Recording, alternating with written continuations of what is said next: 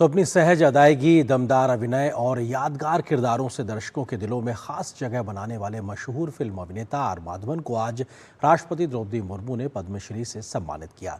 इस विशेष उपलब्धि के बाद आर माधवन आज डीडी न्यूज़ पहुंचे। इस दौरान उन्होंने पद्मश्री सम्मान मिलने की अनुभूति, अपनी अब तक की अभिनय यात्रा और यादगार किरदारों और अभिनय की महत्वाकांक्षाओं पर खुलकर बात की। उनसे बात की हमारी सहयोगी संवाददाता जया सिन्हा ने।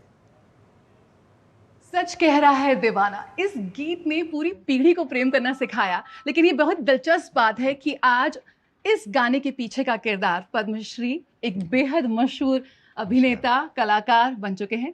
सबसे पहले सबसे भावुक बधाई किसने दी जब पद्मश्री का फोन आया? आई थिंक हमेशा माँ का ही आशीर्वाद कह रही थी कि आज मुझे आज मैं भगवान को क्या धन्यवाद दूं और किसके लिए दूं वो समझ नहीं आ रहा। जो कुछ भी तुमने आज तक हासिल किया है वो तो ठीक है, पर ये तो बस बढ़ता ही जा रहा है। And she felt so grateful, I can never forget. उसके उनकी आवाज़ में जो प्यार, मोहब्बत और गर्व था वो बहुत ही खास था मेरे लिए। जब इस तरह के मौके आते हैं, सम्मान तो आपको कई बार मिले हैं, लेकिन जब पद्मश्री जैसे सम्मान मिलता है तो ऐसे में क्या याद आता है? सारे किरदार की पूरी फहरिस्त याद आती है या कोई ऐसा किरदार?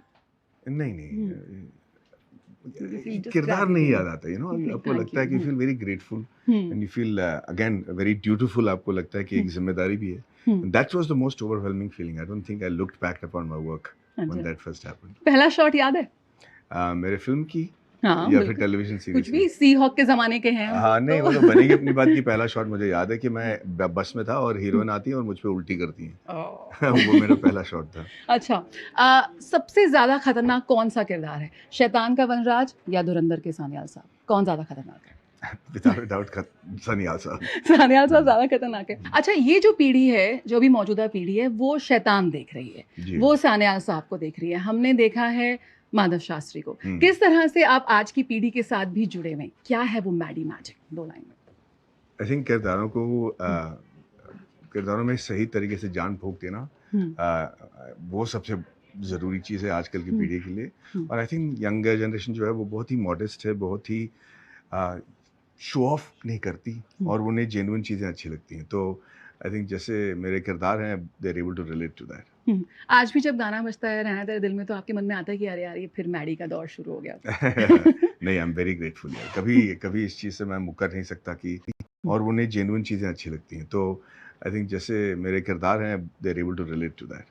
आज भी जब गाना बजता है रहना तेरे दिल में, तो आपके मन में आता है कि अरे यार, ये फिर मैडी का दौर शुरू हो गया? नहीं, आई एम वेरी ग्रेटफुल यार। कभी इस चीज़ से मैं मुकर नहीं सकता कि यही सब ने मुझे बनाया है, and so I am very grateful for that. पर ऐसी क्या खास बात है कि एक कल्ट मूवी बन गई और आज भी मतलब आप इससे उभर नहीं पा रहे हैं, चाहे कितने एक के बाद एक कैरेक्टर आ गए? I think it was very real. एक ज़माने में जो कुछ वाकई में उस समाज में उस वक्त हुआ करता था वो हमने दिखाया और अच्छे लोगों को दिखाया। हालांकि कुछ चीज़ें हो सकती हैं कि आज के ज़माने में नया और नॉन एक्सेप्टेबल हो, पर सभी लोग अच्छे इंसान थे उस कहानी में, and I think that's why it's popular even today. एक से बढ़कर एक शानदार मेमोरेबल किरदार आपने किए हैं। अभी भी कोई ऐसा किरदार जो ख्वाहिश हो मेरे मन में कि मुझे करना है? अरे बहुत सारे हमारे एपिक कैरेक्टर्स हैं जो मैं करना चाहूँगा। अगर मौका मिले तो Alexander the Great, that is he is always been a great inspiration for me. तो ऐसे किरदार